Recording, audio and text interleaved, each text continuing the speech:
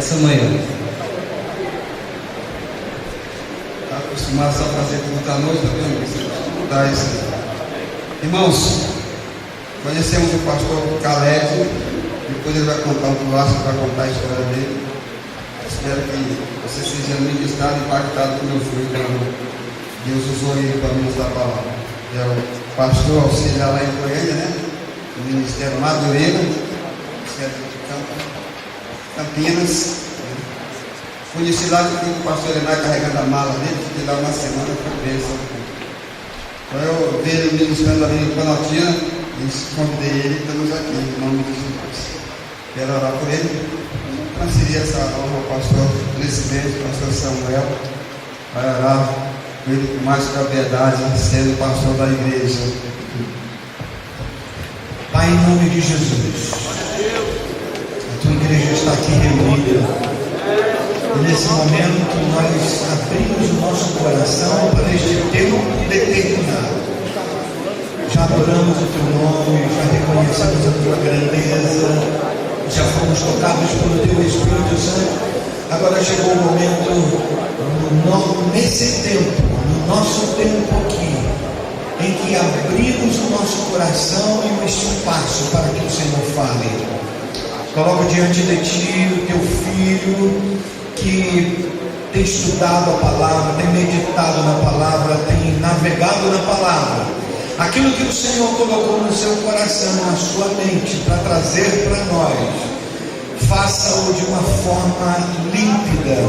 Traga, Senhor, à memória tudo aquilo que o Senhor já ministrou no seu coração, e com liberdade do Espírito Santo ele possa explicar, ele possa desvendar para o nosso coração a tua palavra.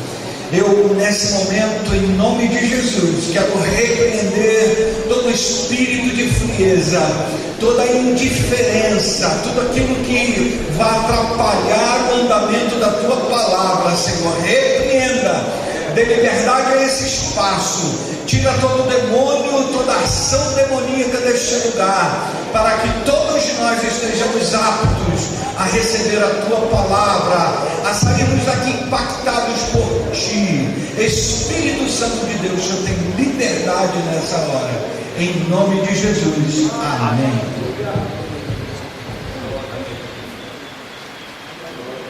Aleluia, glória a Deus. Quero cumprimentá-los na paz do Senhor Jesus, amém? Muito bom dia. Pode tomar os nossos assentos, por favor.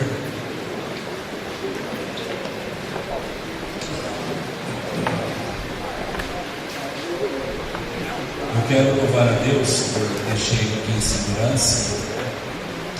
Vim aí de Goiânia, muita chuva na estrada. Lá nos últimos 30 quilômetros, uma chuva muito forte, né? Quase não como essa que está caindo agora, tão agradável, né? Uma chuva muito densa, quase a invisibilidade na BR era nítida a invisibilidade, era impossível você enxergar alguma coisa. Eu quero agradecer a Deus por estar com vocês nesse retiro, né? Nesse quarto retiro profético de homens, com o tema Aliançados com Deus, que está em 1 Timóteo 4:6. Louvar a Deus pela vida do pastor presidente. Realmente conhecer esses últimos segundos. Muito obrigado pela receptividade, pelo amor. Os irmãos que foram me buscar lá ao lado da BR, muito obrigado, que me orientaram como sempre. Muito obrigado por ter me ouvido apenas uma vez e ter me convidado, né, para estar aqui diante desses homens, dessa geração de homens, desses homens aqui que, como foi falado desde manhã, desde o início dessa manhã, escolhidos por Deus, aqueles que não imaginaram estar aqui, estão aqui, aqueles que queriam estar não estão, né? Deus tem seus caminhos, as suas formas de trabalhar de uma forma muito especial. Toda a diretoria presente aqui, todos os pastores vice-presidentes, os intercessores que estão aí andando e orando por mim, por você, né? Foi pelas orações dele que eu pude chegar aqui. Foi por vocês terem se levantado e orado, eu cheguei em segurança. Eu me chamo Carlos Thiago Nascimento. Eu sou libanês, Moro no Brasil desde o meu início da minha adolescência. Vim para esse país como refugiado.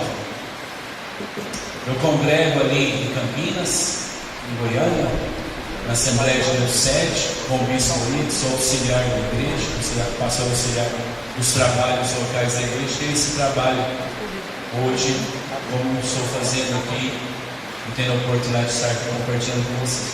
Eu gostaria de compartilhar um pouco sobre aquilo que o Senhor colocou no meu coração durante essa semana, e fazendo uso desse texto. Nós estamos num momento informal, né?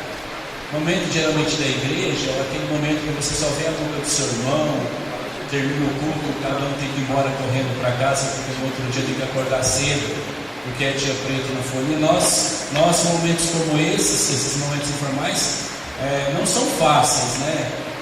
Esses momentos onde você olha, como disse o pastor Samuel, como é bom, né, irmão? Você olhar para o seu irmão e falar assim, eu te amo, né? Sem ter esse preconceito, sem ter esse senso de machismo. Para mim isso não é machismo, né? Tem uns irmãos que você vai abraçar e endurece o braço para você engessado, como se diz, o máximo de limite que eu te dou é a minha mão. Aí você pergunta para ele, olha, então se você visse Jesus nesse momento, eu sairia e abraçaria ele. Então veja a imagem e semelhança dele em mim. Glória a Deus. Não é, pastor Samuel? Eu tenho tentado levar uma vida segundo a imagem e semelhança de Cristo. Se você endurece o braço para o seu irmão, a Bíblia vai dizer lá em João, como que você pode amar aquilo que você não vê e odiar? Quando fala odiar, ou seja, não ter relacionamento, né? não ter anfitriedade, não ter amabilidade, né? Não ter afetuosidade, não se dá a permitir se relacionar com o seu próximo, né? Um dia eu estava na sala de aula, e aqui eu adentro aquilo que o Senhor colocou no meu coração. Eu estava no seminário teológico, estava no meu 3º semestre, e um professor, ele conversando com outro aluno da sala, esse aluno interpelou o professor uma pergunta básica, né? Teologia é aqueles momentos ali de discussão, né? Teologia sem discussão não é teologia. Teologia sem questionamento não é teologia. Então, às vezes tem 10, 15 minutos de aula teórica e 30 minutos de discussão a respeito do tema, da matéria a ser tratada, principalmente quando o assunto é muito polêmico. E aquele momento estava sendo discutida a questão da escatologia, questão da salvação, questão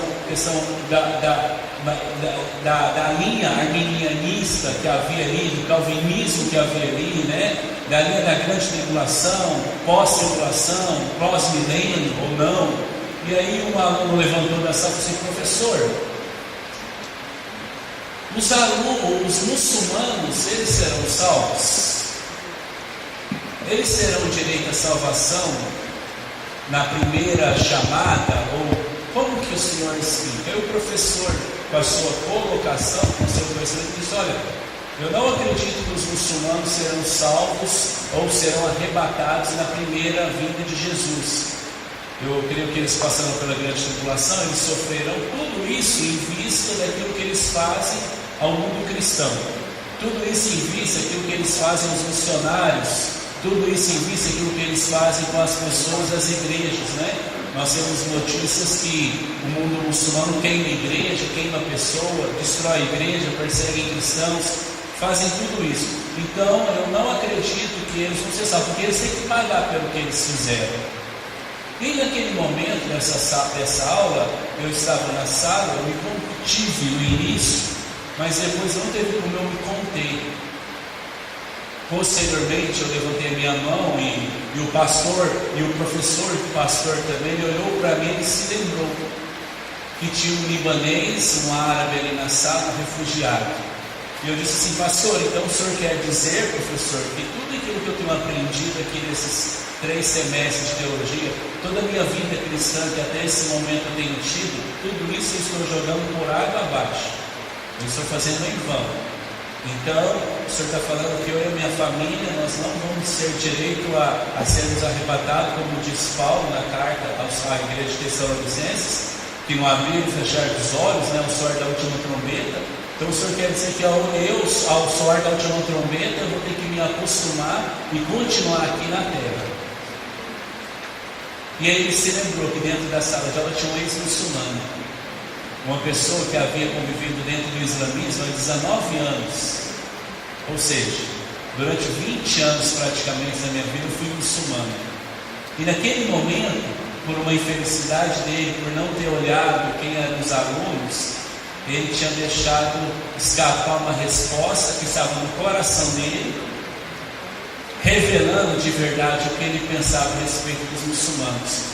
Porque esse é um conceito formado dentro do nosso entendimento. Eu não vim falar sobre islamismo, cristianismo, qualquer outra religião. Mas eu estou citando esses exemplos para que vocês possam me conhecer um pouco melhor.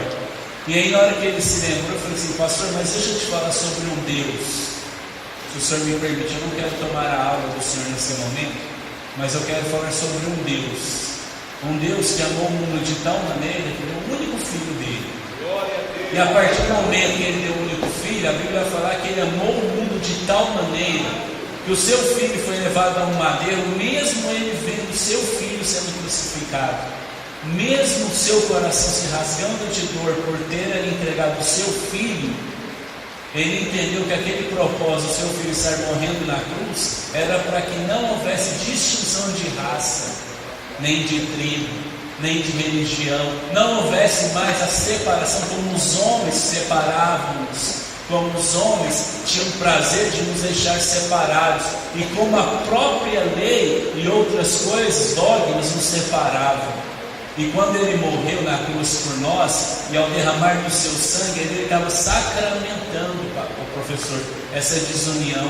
Ou seja, ele estava determinando através da sua morte que não importava mais se fosse muçulmano, hinduísta, católico, espírita ou qualquer outro, mas a partir do momento que aquele homem cresce, que aquela pessoa recebesse essa palavra, ele teria direito ao céu. E é isso que eu tenho aprendido desde o primeiro dia, professor, que eu tive acesso à Bíblia Sagrada. E aí ele se tentou consertar, mas não havia mais jeito. No dia da formatura, ali já entregando o diploma, ele veio entregando. Eu fiz questão que ele me entregasse o meu diploma, e ele disse para mim: foi o maior erro que eu cometi durante todos os meus anos como professor. E eu disse para ele: professor, não há erro que nós não possamos consertar, e não há palavras precipitadas que nós não possamos tentar consertá-las. Então, se eu fui colocado naquela sala de aula e o senhor se equivocou, eu quero dizer ao senhor que o senhor terá a oportunidade de acertar amanhã quando outros libaneses, outros árabes, outros ex-muçulmanos que estão sendo alcançados pela palavra de Deus possam assentar na sala e aprender um pouco mais sobre Cristo. E aí houve um momento de confraternização. Houve um momento onde nós ali, onde eu não mais olhava para ele com ranço ou com ira, muito pelo contrário, porque eu quero dizer algo a vocês que estão nessa manhã aqui: a partir do momento que nós somos alcançados pela misericórdia de Deus, nós nos tornamos automaticamente misericordiosos. A partir do momento que nós somos alcançados pelo amor de Deus, nós nos tornamos amáveis. Sim, amáveis a ponto de olhar para o seu irmão e falar assim: você está muito bem hoje, você tecer um elogio a ele, vou dizer sobre qualidades a qual ele tem, porque o amor de Cristo me permite fazer isso. A graça imerecedora, ela me faz e ela me motiva a fazer isso, a elogiar, a qualificar, a apreciar, a enaltecer, a honrar aqueles que convivem comigo. E nós temos que compreender isso. Eu tenho que compreender essa parte máscula cristã, aonde a Bíblia vai dizer sobre a verdadeira identidade masculina de um homem, os seus afazeres, as suas qualidades, os seus tributos. E às vezes as pessoas perguntam para mim: Carlos, como perdoar aquele que disse algo a mim? Aí eu falo para as pessoas: se você tivesse sido espancado pelo cristianismo por 2 vezes, e as 2 vezes você tivesse sido dado como morto, e aí eles disseram para mim assim: eu nunca perdoaria essas pessoas. Aí eu falo assim: é porque ainda tem uma parte sua que precisa morrer dentro de ti, para que você possa experimentar qual seja o melhor de Deus. Eu me lembro que na primeira vez que muçulmanos, por eu ter tornado cristão, me espancaram e me deixaram porque acharam que haviam me matado, porque eu estava todo ensanguentado. Fui resgatado por uma família que estava passando em Foz do Iguaçu, onde é a maior colônia muçulmana do Brasil. Ali o médico disse para mim, depois de ter ficado 3 dias na UTI, o médico disse: olha, você tem que agora fazer um boletim de ocorrência para que você possa denunciar aqueles que fizeram isso contra você. E eu disse a ele: Ana, mabarca, ela é sua. É sua, eu disse para ele. Eu orei a Deus dizendo que eu estava perdoando esses homens mesmo antes deles me baterem. Eu não posso agora voltar atrás e denunciá-los. O meu coração já perdoou-os. Então, uma das coisas que você vai ter que aprender, e uma das coisas que nós vamos ter que pôr em prática muitas das vezes, é que apesar de tudo, de toda a nossa razão, de todo o nosso direito que nós temos, que achamos que temos quando somos magoados, feridos, enganados, trapaceados, traídos, é que o perdão sempre vai estar aquém ou além do nosso direito. Sempre nós vamos ter que entender que, como bons homens, como chamados por Deus para exercer uma grande obra, um ministério, dentro de cada um do seu chamado, dentro de cada uma da sua singularidade ministerial, uma das coisas evidentes do seu ministério terá que ser o perdão. É como os intercessores que estão aqui orando. Os intercessores, eles vão ter que entender que, além da ousadia da oração, eles vão ter que ter a longanimidade do perdão.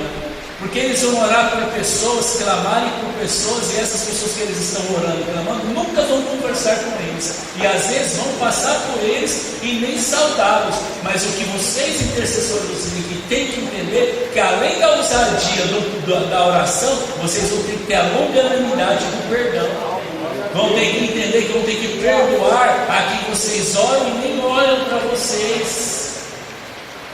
Isso faz parte da nossa chamada. Isso faz parte de nós termos cuidado de nós mesmos, da doutrina, e preservar e persevera nessas coisas. Porque a Bíblia vai falar, Paulo fala para Timóteo: se você fizer isso, Timóteo, você salvará a ti e como aqueles que te ouvem.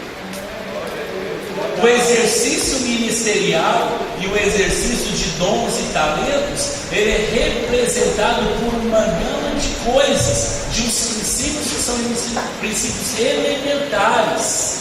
E um dos maiores princípios elementares dessa vida é a compaixão, a misericórdia e o amor incondicional.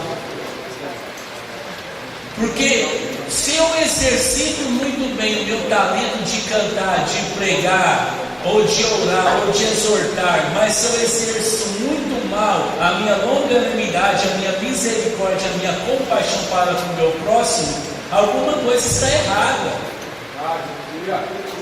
O exercício, ele tem que ser um exercício mútuo. Já viu aquelas pessoas que fazem halterofilismo ou musculação? E aí tem uns memes muito engraçados na mídia. Entenda isso, eu vou falar no sentido figurado. Eu vou usar muito metáfora, como Cristo usava, para que eu possa descrever um raciocínio lógico. Vocês veem às vezes uma brincadeira, às vezes até mesmo sádica, ou às vezes até mesmo sarcástica, contra aqueles que fazem esse tipo de exercício. Você vê muitos memes de desenhos ou figuras representadas que uma pessoa que pratica o halterofilismo ou pratica a musculação, ele tem uma força daqui da cintura para cima. O corpo dele é um corpo muito esbelto, mas a cintura para baixo eles brincam que a pessoa não faz o exercício para as suas pernas. Então mostra um corpo não deformado, mas um corpo descompactuado, pernas que não condizem com aquilo que diz aqui em cima. O que é isso? Ele visa muito esse exercício de peito e de braço que está à vista de todas as pessoas, mas não exercita aquilo que não está à vista das pessoas. Ou seja, ele quer mostrar mostrar para as pessoas, exercitar e demonstrar que do seu tronco, do seu tórax, do seu peitoral, do seu canquinho, do seu peito, do seu braço, ele é muito forte, mas ele falha na prática do exercício. Isso sabe por quê? Porque aqui não tem como tomar bomba e aqui requer tempo para que se ganhe massa muscular. Assim são os dons. Não adianta eu exercitar aquilo que vai ficar à mostra das pessoas que me veem, se eu não exercitar aquilo que vai ficar só onde o Senhor possa ver, aonde só há manifestação na minha intimidade. O exercício tem que ser completo. Vocês falam, nós temos que entender essas coisas na nossa vida. Nós temos essa compreensão. Não só aquilo que está à vista, mas aquilo que não está à vista. Aí Paulo vai dizer para Timóteo, para que Timóteo não desprezasse os dons que houvessem nele, aquilo que havia sido dado por imposição de mãos pela mão dos presbíteros, né? E medita nessas coisas e ocupa-te nelas, para que o teu aproveito seja manifesto a todos. O que seja manifesto, para que o teu aproveitamento seja manifesto a todos. Mas que tipo de aproveitamento? O exercício,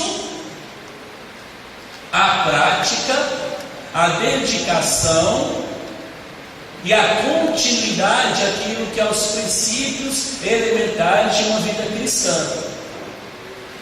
Eu posso até tocar no decorrer da pregação sobre a questão da imoralidade. Posso até tocar no decorrer dessa administração sobre a questão da prostituição, mas eu acho uma valia muito grande também nós falarmos sobre um papel fundamental para que eu tenha uma mente saudável, para que eu tenha um corpo, um coração saudável, para que a questão da imoralidade e da prostituição não me visite. Eu tenho que ter discernimento e eu tenho que entender que pecados são pecados premeditados. Não existe pecado involuntário. Mas todo pecado ele se torna premeditado a partir do momento que eu não tenho o conceito da palavra a partir. Deixa eu dar um exemplo. Por que existe o adultério? O adultério existe porque o homem não acha que a palavra de Deus é suficiente para ele. A partir do momento que a palavra de Deus não mais te refrigera, a partir do momento que a palavra de Deus não é mais suficiente para a sua vida, toda sorte de pecado você cometerá. Mas a partir do momento que Paulo está falando aqui para Timóteo, medita essas coisas e ocupa-te nelas. A partir do momento que a palavra de Deus ela é suficiente para mim, a sua esposa pode ter tido um problema e pode estar passando por uma enfermidade que ela não pode aceitar a sua visitação nos próximos 6 meses. Eu estou falando de um ato sexual, mas a palavra de Deus é suficiente para que você não pense e não faça qualquer coisa contra ela. Porque a palavra de Deus ela é suficiente, porque você ocupou na palavra e agora você tem uma aliança com Deus. Mas até que a palavra de Deus não seja suficiente na sua vida, você pode ter uma vida ativa, sexual em casa, que os seus olhos sempre estão lá fora, atrás de uma premeditação de um pecado. Mas a partir do momento que a palavra de Deus ela é suficiente e você ocupa nela, nada mais e nada de menos poderá te separar desse grande amor. A fidelidade ela advém de uma prática de fidelidade a Deus em primeiro lugar. Quando eu ocupo a minha vida na meditação, na prática, na devocional que eu tenho com a palavra de Deus. José entendeu isso. José entendeu que a sua fidelidade a Deus e a palavra de Deus era maior do que qualquer oportunidade que ele tivesse. Pensa na vida de José, um jovem solteiro, no vigor da vida, no vigor da saúde, tinha tudo, ou nada, né? Melhor dizendo, não tinha nada que fazer com a esposa daquele seu patrão. E aí o que ele pensou e o que ele imaginou? Ele não enfrentou, ele não deu corda, ele não deu atenção, porque o pecado é assim. O pecado você não dá desculpa para ele, você não dá justificativa para o pecado. Ou você corre, Ou você pratica, ou você parte para a esquerda, ou você entra. A gente tem que ser muito sincero. A prática pecaminosa, ela não tem como você se tentar explicar, ou justificar, ou equalizar, ou fazer qualquer coisa do gênero que não seja fugir da aparência do mal. Era aquilo que José entendia quando ele era fiel com o Senhor dentro de todas as possibilidades improváveis da sua vida. Quando estava no buraco, quando foi vendido como escravo, quando estava escravizado, quando foi colocado diante da mulher de Potifar, quando e a mulher de Potifar, segundo relatos bíblicos e relatos históricos, entenda isso. A Bíblia vai falar que Potifar era chefe dos eunucos, e dificilmente um homem que não era chefe do eunuco também não era eunuco, mas eu não quero entrar nesse contexto histórico extra bíblico. Eu só estou dizendo que essa mulher era casada com um homem que era chefe de homens, que era eunuco, que era castrado, que tinham se separado para o Senhor, e certamente o chefe também era como eles. Então aquela mulher estava desesperada, angustiada, louca. Não que ela fosse uma depravada, mas havia uma necessidade na vida dela, fisiológica, e ela viu José uma possibilidade. Uma das coisas que pode ser aqui conjecturadas no texto é que ela viu que José era um escravo, mas não um escravo eunuco, um escravo que havia vindo de uma outra terra. Então ela viu viralidade nele, viu vigor nele, e nem por isso ele se deixou ser levado por isso, nem por isso ele se deixou ser tomado por isso. Ele manteve uma postura. Mas aqui que está a questão: como que José conseguiu vencer aquilo que parecia tanto uma grande oportunidade? Meditando, se ocupando e se relacionando com a palavra de Deus. Não existe um antídoto contra o pecado. A Bíblia não fala sobre antídoto contra o pecado. A Bíblia fala como antídoto para a consequência, que é o arrependimento. Mas da mesma forma que a Bíblia fala sobre o antídoto que agora tira o pecado do homem, mas a Bíblia também não isenta a consequência do pecado na vida de Davi. O antídoto para o pecador é o sangue de Cristo, mas você não encontra antídoto para a consequência do pecado. Isso é grave, eu queria falar um pouco sobre isso. A Bíblia vai falar lá em Malaquias que Deus visita a iniquidade dos pais aos filhos até a 4ª geração. Todas as vezes que nós pecamos, Ulisses, a gente assina uma nota promissória, pastor Samuel.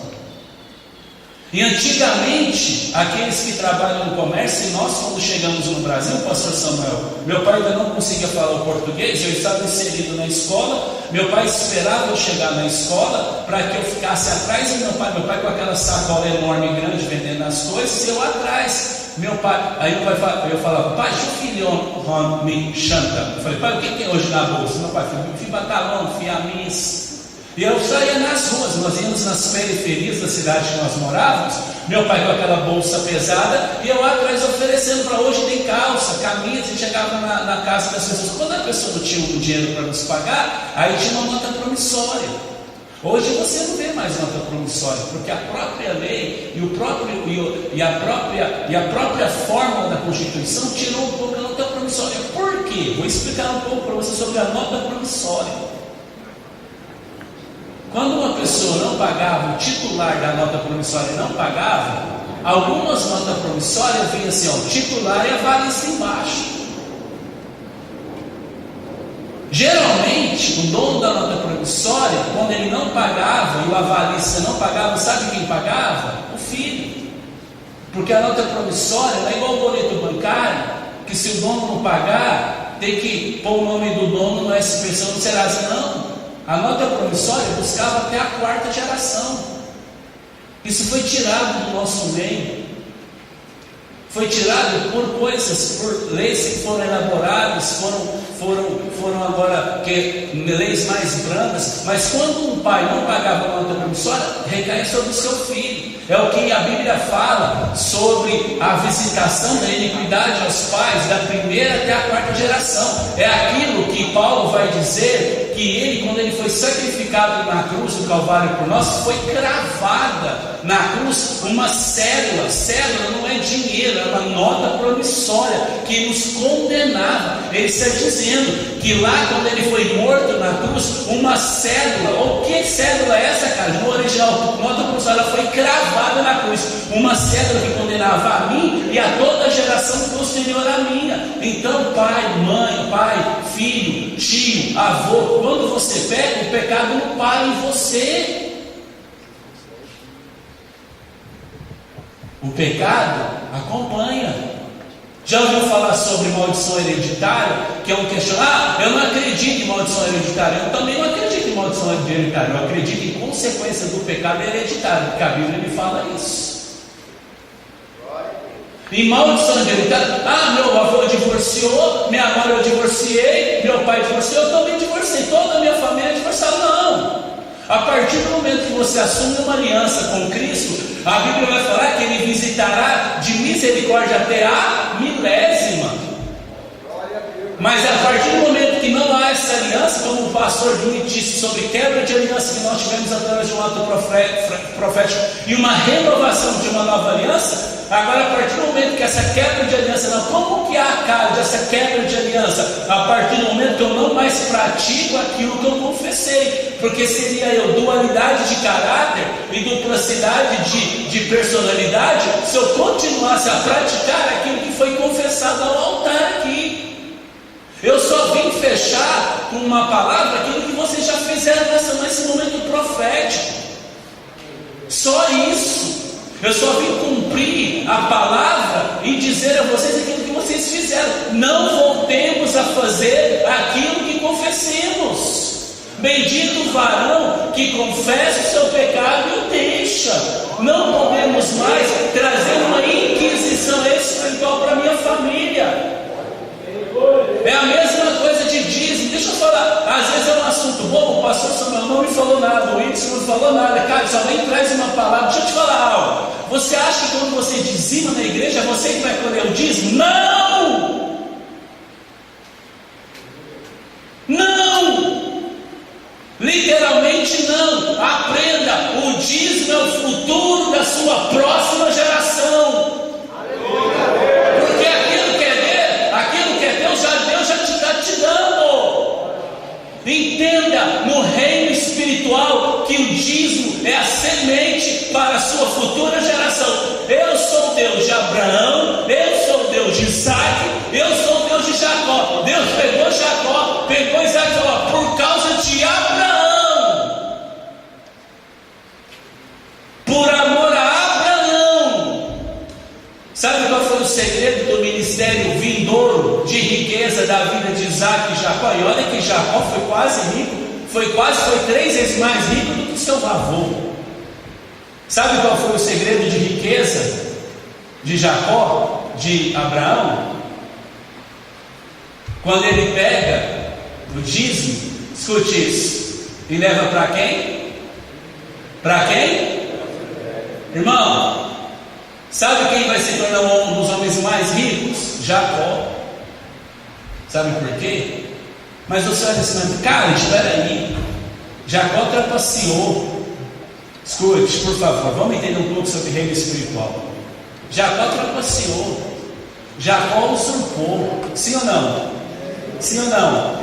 Só que imperava, entenda isso, no reino espiritual, uma consequência de semeadura. Há uma pergunta: se você plantar um pé de limão e o seu filho não plantar um pé de limão, ele foi um cara duro, lá ele cimentou toda a sua horta, ele só deixou a terrinha em volta do pé de limão, o limão vai dar ou não? Por quê? Reino espiritual. Vai Abraão, pega e planta a semente do dízimo. Sabe quem colhe e torna o homem mais rico? Jacó. Você entende que o dízimo não é para você? Se você for um homem inteligente, prudente, sábio, você vai fazer com que a sua geração futura seja recompensada pela atitude do Pai.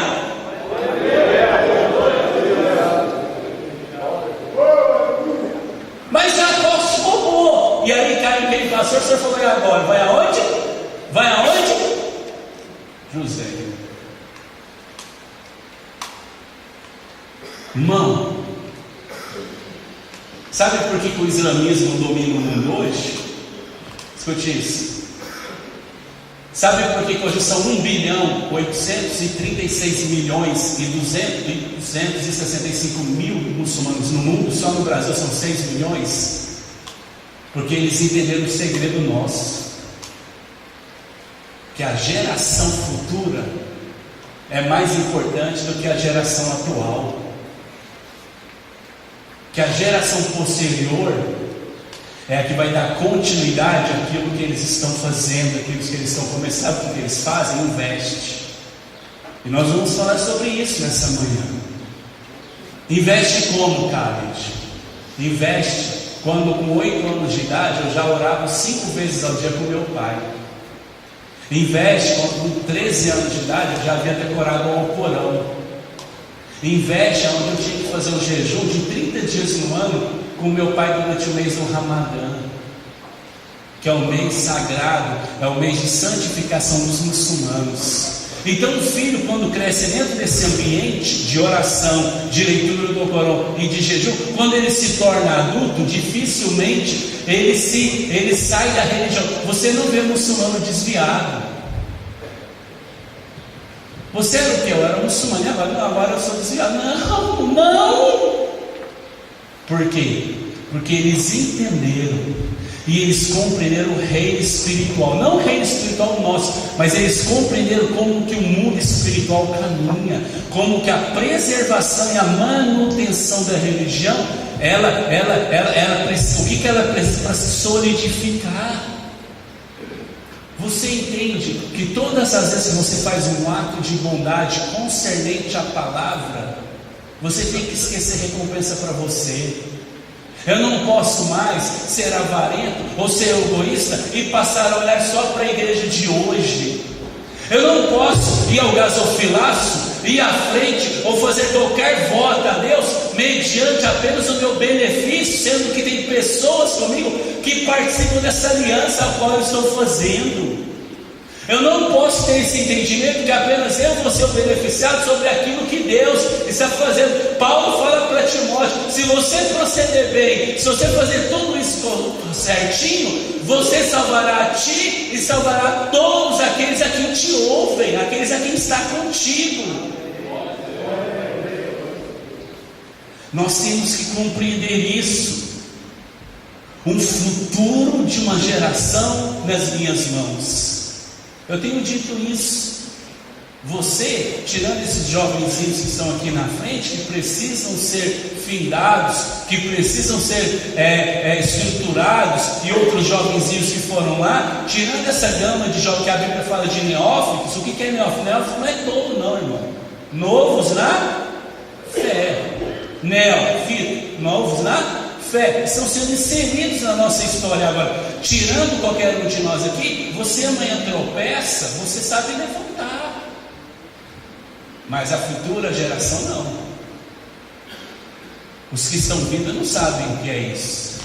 Então qual é o papel hoje do inimigo e do diabo? Destruir quem? Destruir quem? O diabo está nem com muitos marmanjos que estão na igreja achando que: ai pastor, mas não aguento mais. Não, o diabo não está nem te olhando. A Bíblia fala que você é tentado pela concupiscência dos seus olhos. Sabe quem que o diabo está atacando? As crianças. Porque outrora elas, desde a sua infância, desde a sua adolescência, totalmente desconstituídas do Evangelho, mas nós não temos igreja. Sabe qual que é a luta da esquerda? Eu não queria entrar nesse amparo político, me desculpe, mas sabe qual é a maior luta da igreja? Sabe qual é a maior luta da esquerda? Sabe o que é? Enquanto você está em casa, preocupado com as finanças, e é uma coisa que você tem que preocupar, está lá a escola ensinando seu filho a beijar menino, a beijar menina. Escute, vamos entrar agora um pouco dentro da psicologia, escute isso. Até os 7 anos de idade, quantos anos eu disse? O seu filho ou sua filha tem 70% da personalidade que vai ser quando crescer. Quantos por cento eu disse? Até os 13 anos ele já fez as principais escolhas da vida, que são quase irreversíveis no futuro. Então, se sua criança parte para o lado do homossexualismo, e o que tem de filho de homossexual e lésbica na igreja hoje não está escrito que pai e mãe passa pano quente e quer ignorar o fato. Se o seu filho com 12 anos, com 13 anos já tem esse desvio de conduta, fatalmente na idade adulta ele terá uma dificuldade em reverter a situação dele.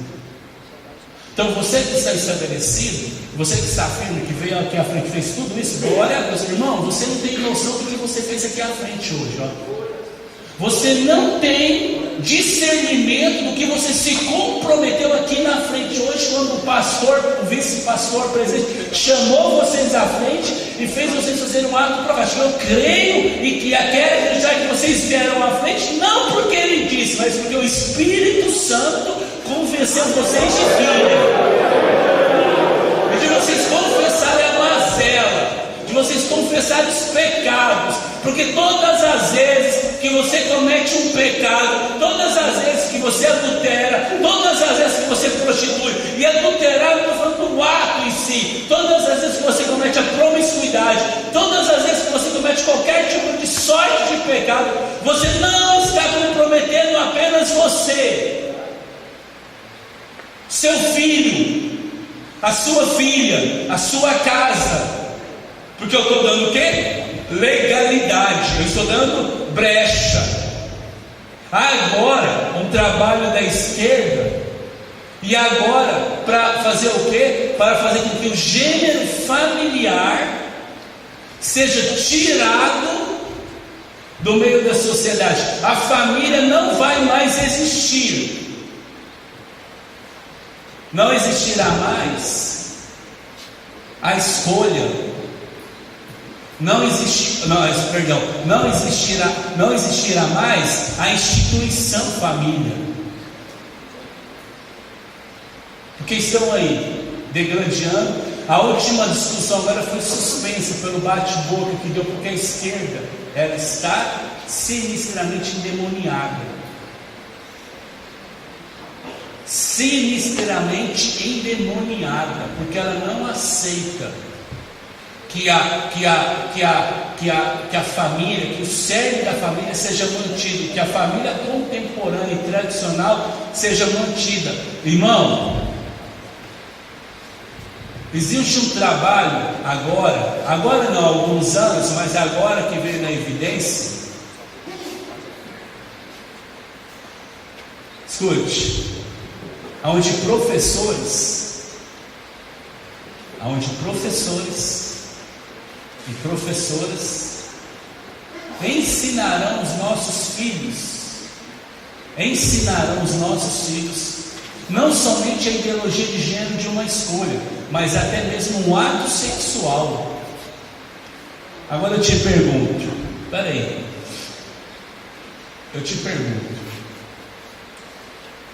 como é que eu vou pôr meu filho com 7 anos na escola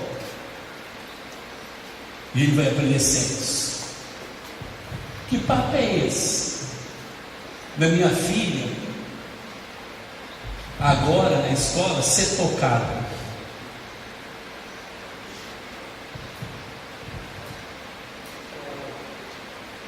Que negócio é esse agora do meu filho poder amanhã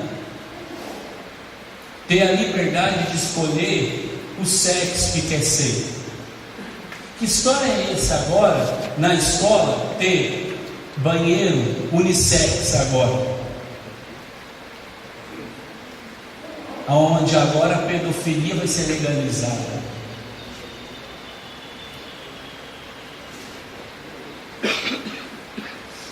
Onde o ato da pedofilia agora não vai ser mais crime. Aí por isso que a Bíblia fala, escute, por isso que a Bíblia fala que os filhos das trevas são mais prudentes que os filhos da... Nós perdemos anos na política. Nós temos que saber separar e entender o que é a reforma protestante, Estado e Igreja, e o que é a política. Por favor, irmão, vamos deixar de ser um pouco religiosos. Eu tenho que saber separar esse quadrante de a Igreja Católica e o Estado acabando com as pessoas, e por não, eu não mexo com tudo. Sabe o que os filhos das trevas faz? Eles arquitetam, eles maquiam, eles mapeiam, eles planejam, estão lá dominando o Senado. Sabe por quê? Porque foram prudentes, quando quiseram algo, planejaram. Aqui que está falando assim, ó, qual é a forma de nós destruirmos as famílias? Entrando nas escolas e depois entrando nas universidades. O problema não é a universidade, o problema é de quinta a oitava.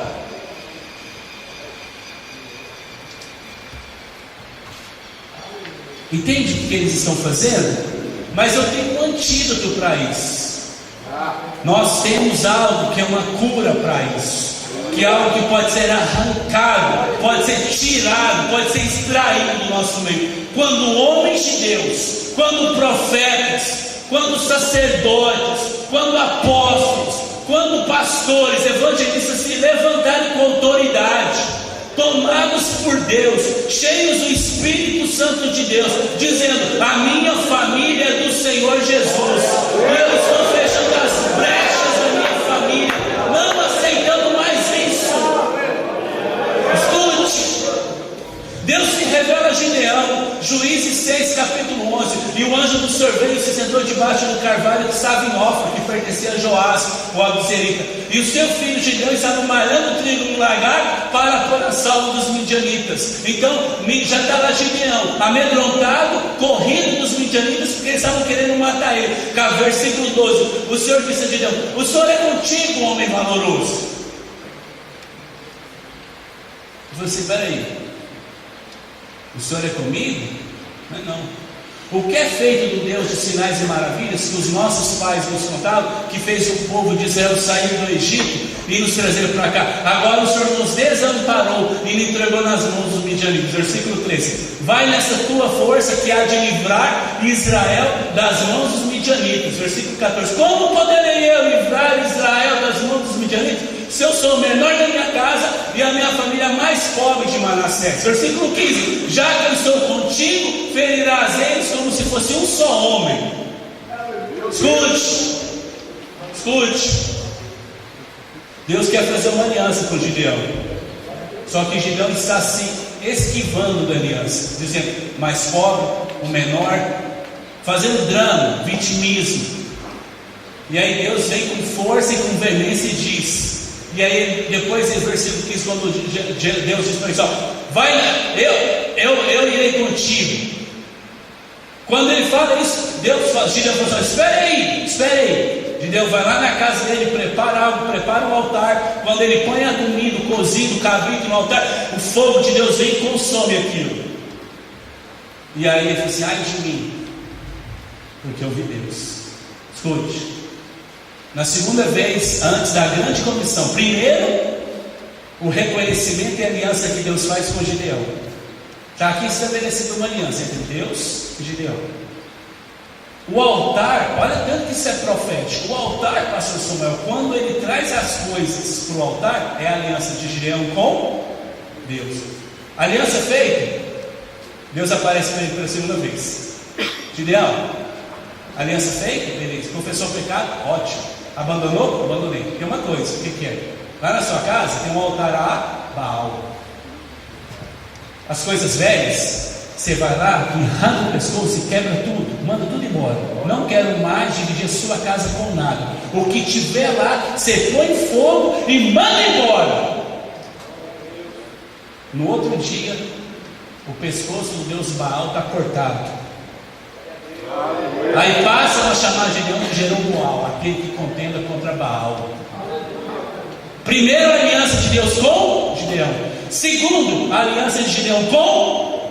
Agora vinha a grande comissão, o chamado. Porque se ele toca a corneta chamando o povo fala: mãe, peraí, ele não adora Baal? Olha, lá na casa dele tem uma estátua, tem uma imagem de Baal. Agora ele quer chamar a gente. Quem é esse homem? Não, meu amigo, é igual Jacó. Escute, Jacó se torna rico por causa de Abraão, se torna milionário por causa de Abraão. Não entenda você que Deus abençoa o usurpador. Não. Era por causa da aliança que Deus tinha com Abraão. Daqui a um pouco, Jacó se torna o homem mais rico. O seu sonho foi assim: não dá mais para você conviver com a gente, vai embora, toma as suas malhadas todas e vai embora. Quando Jacó está no caminho, chega um recado para Jacó: Jacó, oi, o seu irmão está vindo aí enfurecido, bravo, com os capangas dele, ele vai te pegar e vai te dar uma coça. Jacó para. O que eu tenho que fazer? Aí Jacó lembra da sua natureza. Qual que é a sua natureza? Trapaceira. Qual que é a natureza de Jacó? Negociante, de bajular. Ele não negociou a primogenitura? Ele não comprou a primogenitura de Esaú, sim ou não? Agora Jacó falou: então eu vou comprar o rapaz dele. O que ele faz? Ele divide o grupo dele, ele divide o rebanho dele em pequenos grupos e começa a mandar presente para Esaú, pouco a pouco, para acalmar o furor de Esaú. Só que num dado momento, Gênesis 32, ele se fica sozinho no deserto, porque Jacó sabia que ele precisava de uma mudança. Jacó sabia que ele precisava de uma transformação. Jacó queria entender, escute, olhe para mim. Jacó queria entender quais eram aquelas promessas que a sua mãe dizia sobre ele. Jacó queria entender o que a sua mãe dizia quando ele era criança sobre ele ser abençoado.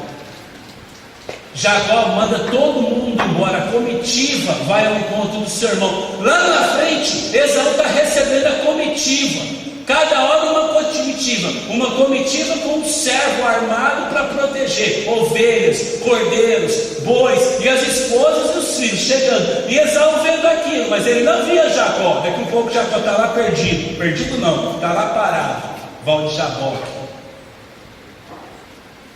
Daqui a um pouco ele trava uma luta com um homem, e o homem pergunta para ele assim: qual é o seu nome mesmo? Ele: Jacó. Às vezes Deus precisa nos tocar para que nós possamos extrair os nossos Jacós. Escute isso. Sabe por que Saul foi levantado na vida de Davi? Sabe por que Saul quis matar Davi? Ou era o intento dele matar Davi? Sabe por que Deus permitiu toda essa conspiração? Deus sabia que Davi não ia ser morto, porque Saul foi levantado na vida de Davi para matar o Saul que havia dentro de Davi. Deus precisava fazer uma circuncisão dentro de Davi, reciclo de Saul que ainda tinham dentro dele, para que Davi não cometesse o mesmo erro daquele que ele estava sucedendo. Daqui a um pouco Jacó para diante do vale, e ele tem que enfrentar a maior batalha da sua vida, não com Deus, mas consigo mesmo. Se desfazer da velha natureza, se desfazer dos velhos hábitos, se desfazer dos velhos aproveitamentos. Daqui a um pouco ele pergunta: qual é o teu nome? Eu falo assim: eu sou Jacó mesmo, eu sou esse homem que o senhor sabe que eu sou. A partir de hoje não se chamará mais Jacó, mas Israel. E aí fala que ele é tocado na sua articulação. Quando Esaú vem enfurecido, porque aqueles presentes não acalmaram o furor de Esaú, mas quando Jacó vem ao seu encontro, e a Bíblia vai descrever que por 7 vezes ele se ajoelha diante de Esaú antes de chegar, Esaú fala assim: mas aquele lá não é Jacó, não tem como ser Jacó. Como que é Jacó? Se está mancando? Como que é Jacó? Você está se reverenciando. Como é Jacó? Você está se humilhando. Como é Jacó? Você está reconhecendo. Como é Jacó? Você está pedindo perdão. Como é Jacó? Você está pedindo que eu aceite ele novamente. Esaú não entendeu. Tanto é que na hora que Jacó levanta, ele olha dentro dos olhos de Esaú. A única coisa que Esaú sabe fazer é correr e abraçá-lo.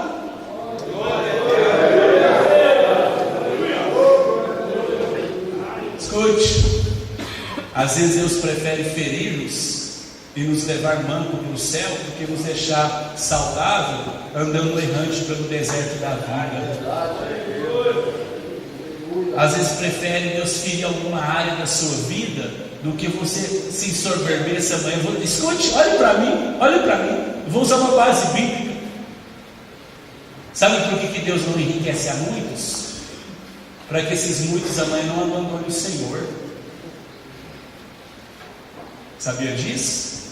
A Bíblia vai falar que Ele que enriquece e dá poder a muitos, e a outros não, porque Ele sabe que se aquela pessoa amanhã com a bonança financeira na vida, ela pode se separar do grande amor de Deus. Aí sabe o que Deus faz? Fala, não filho, só o necessário é suficiente. Só o arroz e o feijão do dia a dia, só eu dando tanto por mês é suficiente. Eu sou seu provedor, porque se amanhã Ele sendo Deus e sendo justo te der muita coisa, você vai abandonar, você vai deixar o amor dele, e aí vai ser a parte mais prejudicada. Aí vinha o prejuízo. Então muitos, Deus não se deixa se engrandecer financeiramente por causa disso. Você olha para a pessoa tem condição, a pessoa tem qualidade, a pessoa tem virtude, a pessoa tem potencial. Quantos amigos meus formaram comigo?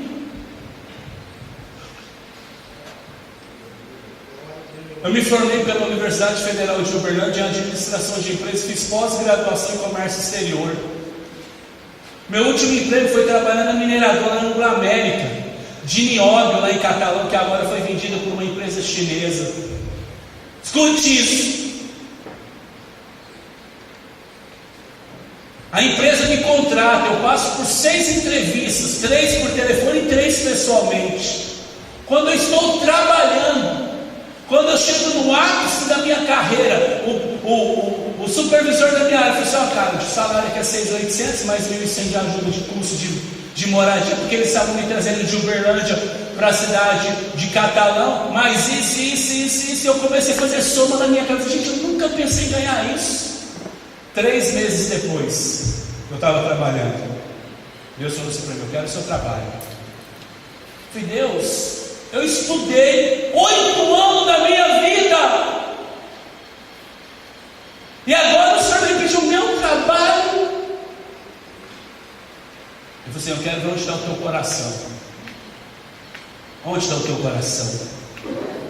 Você vai ser salvo trabalhando nessa empresa e se enriquecendo, mas você também será salvo trabalhando na minha obra e eu te sustentando. Aqui você vai conquistar as coisas, porque o dinheiro vai te possibilitar, porque a finalidade do dinheiro é essa. Nós temos que ser realistas, irmão. A finalidade do dinheiro vai chegar lá e ver aquele tanto de carro bom que está lá, ó. Chegar na sua casa e ver Coca-Cola, picanha na geladeira e ver coisa boa. A finalidade do dinheiro é essa.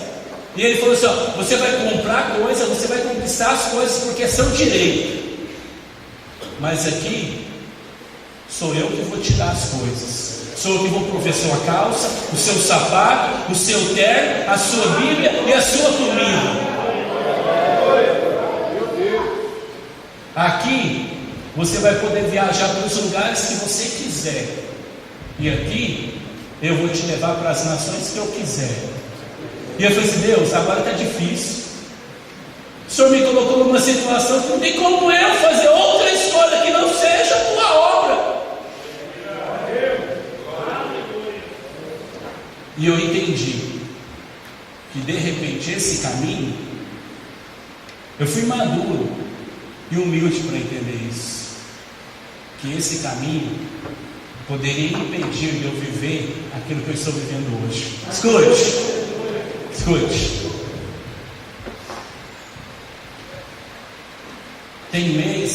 igual semana passada, igual mês passado. Falei, Deus, aqui ó, a conta de luz, a conta da água e a internet. Eu tirei meu dinheiro e falei assim, eu tenho a luz, a água e a internet. Aí eu fui lá na minha geladeira. Mas minha geladeira está no limite. O meu carro, se eu andar daqui no Bretas, eu moro 1000 metros no Bretas, lá em Goiânia, atrás da pecuária. Aí eu peguei o dinheiro e fui de a pé pagar minha luz, minha água e minha internet lá no pronto de atendimento. Tem um pronto atendimento lá no Bretas, aquele que você passa lá e eles pagam a sua. Aí eu estou lá pagando a conta, sobrou R$3,80 e pus no bolso. Daqui a um pouco, o irmão, cara, oi, é o cara, oi pastor. Eu falei, oi, tudo bem, tudo bem. O senhor lembra de mim? Eu sou lá da igreja Peteca, do pastor Gentil. O senhor foi lá, o senhor deu seu testemunho assim, o senhor lembra? Pastor, eu sonhei com o senhor essa noite mesmo. E a esposa dele veio atrás. Pastor, meu marido sonhou com o senhor essa noite. Alto dentro do banheiro. Eu falei assim, meu Deus, né? Perto do fato. Pastor, o senhor vai fazer compra? Não, eu vim só pagar minha conta de água, luz e da internet lá de casa. Aí daqui a pouco ela foi lá, pegou um carrinho, voltou. Você vem aqui com a gente? Não, eu tenho que ir embora. Minha casa está... Não, pastor, deixa a gente contar o sonho. O senhor vai achar bom. Eu falei, vou. Aí foi andando, pastor, o senhor gosta de qual arroz? Eu falei, quando eu como eu nem olho a marca. Eu não vejo a marca, né, pastor? Eu não pergunto lá qual é a marca do arroz que eu... Aqui, ó. Não, aí o marido dela põe, não, mano, põe 2. Aí vinha feijão, o marido, o homem é engraçado, né? Ele vai lá, punha um pacote, ela vinha atrás, punha outro. Ele pôs o açúcar de 2 quilos, ela tirou o açúcar de 2 quilos, pegou de 5 e pôs de 5 quilos. Ele calado. Pastor, foi fazer, encheu o carrinho. Nosso sonho, carrinho lotado, não tinha mais como esconder, como pôr nada. Falei, como é que é? É o nosso sonho. Olha, vocês sonharam que estavam fazendo compra? Não. Nós sonhamos que nós estávamos abençoando o Senhor. E como é que é? É do Senhor. Vamos lá no caixa. R$589. Aí na hora que eu vi a moça registrando 300, o marido vai mandar parar. 350, vai gritar. Ele olhou assim.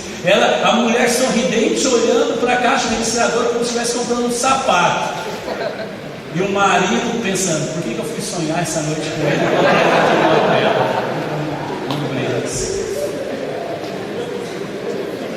E eu de a pé.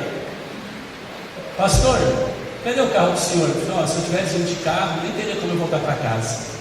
Aí ela pegou na mão do marido e perguntou assim, amor, vai lá buscar o carro dele. Foi lá buscar o carro, aí todo mundo ia ser um posto de gasolina, né? Pastor, o senhor quer estar numa gasolina? Gasolina! R$269. Pastor, agora o sonho está completo. Sabe por quê? Porque quando há aliança com Deus, quando há compromisso com a palavra, quando há uma disposição de servir a Deus, de entender que tudo isso aqui é muito importante. Eu não estou falando para amanhã, você que tem uma chamada, largar sem que Deus te chame a tomar uma decisão precipitada, sacrificando a sua família. Não! São casos específicos. Eu estou dando um exemplo para que você entenda sobre o compromisso que Deus tem conosco quando nós firmamos uma aliança com Ele. Quando nós nos dispomos a trabalhar, quando nós dizemos, a minha família está sucumbindo, a minha família está indo embora, mas eu vou lutar pela minha família, eu vou me dispor pela minha família. Aquele navio estava indo, Paulo era prisioneiro do navio, o navio começou começou a naufragar, Deus havia dado uma mensagem para Jacó: nenhum dos que estão com você no barco se perderá. Para mim, que é um dos maiores exemplos de cuidado de Deus.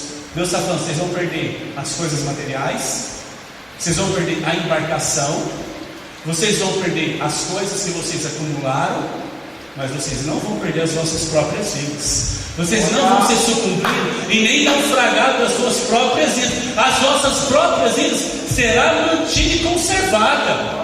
Deus falou para o almirante daquela embarcação: as coisas vão se perder, mas nenhum daqueles que estão aqui nesse barco vão morrer.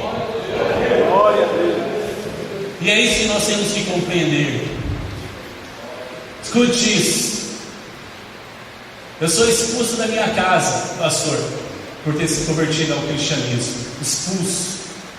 Meu pai tirou a chave da minha mão e disse para mim: Yala Gachuv Yahayoel, é a charmuta, entende? Zalami Latal Ron Liber, Ron Kitchizlami, Entebar Ter Kishinami, Rah Liber, Yakru. Meu pai disse para mim: aqui é a casa de um muçulmano. Se você quer viver outro tipo de vida, essa casa não te pertence, nem sua é. Some daqui. E nunca mais diga a ninguém onde você estiver de quem você é filho e quem é a sua família. A partir de hoje você será deserdado dessa família. Sabe por quê? Porque um dia eu resolvi fazer uma aliança. Eu tive acesso à Bíblia Sagrada pela minha primeira vez com 19 anos de idade. Eu fui ler a Bíblia pela primeira vez aqui no Brasil, porque a Bíblia era proibida. A Bíblia é um livro maldito que os muçulmanos dizem que os judeus adulteraram essas palavras. Quando eu saio de casa e ponho o pé fora de casa agora, com uma mala que eu tinha arrumado, a nossa vizinha, que tinha sido a culpada que eu digo, tinha sido o instrumento de Deus para deixar uma Bíblia na minha casa, ela sabe agora que eu tinha sido expulso, houve a confusão e me leva para uma igreja para me refugiar. Mas na hora que eu ponho o pé para fora da minha casa, que meu pai mandou eu ir embora, ele trancou, bateu a porta na minha cara, eu ouvi uma voz dizer assim para mim: o homem pode ter tirado o teu lar e pode ter tirado o teu nome do testamento dessa terra, mas eu quero dizer a você que o teu nome nunca será apagado no livro da vida. Você tem um lar que te aguarda, que é eterno. Escute, aquilo me motivou, aquilo me fortaleceu. Eu fui morar numa igreja. Como era bom morar na igreja. Eu lavava a igreja, limpava a igreja, Quando as pessoas chegavam na igreja e viam a igreja limpa, aquilo me motivava, como se diz, eu cumpri o meu papel. Eu deixei a igreja cheirosa para os irmãos. Os irmãos chegavam, as irmãs chegavam para ajoelhar, o chão não estava sujo. Os irmãos chegavam para ajoelhar, o chão não estava sujo, eu limpava. Para mim, o maior prazer na igreja era aquele: deixar a igreja limpa para receber os santos. Como eu amava ver as irmãs do coque chegar na igreja. Como eu amava ir um dia, no dia da segunda-feira, para a reunião de oração, e ficar lá na porta, ouvindo as irmãs orando em língua. Como eu queria orar em língua, eu ficava vendo aquelas senhorinhas de idade, que nem a quarta série tinha, mas orava com uma autoridade que espantava tudo que tinha dentro daquela igreja.